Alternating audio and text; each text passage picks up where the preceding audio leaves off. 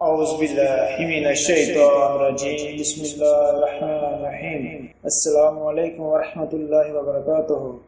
دوستو، آپ کی خدمت میں ایک اور نئی ویڈیو کے ساتھ حاضر ہوں۔ جمعے کی سنتے ہیں۔ سورۃ الکاف کی تلاوت کرنا، غسل کرنا، خوشبو کا استعمال کرنا، صاف کپڑے پہننا، کثرت سے درود شریف پڑھنا۔ جمعے کے دن کثرت سے درود شریف پڑھنے کا بہت ہی اجر و ثواب ہے۔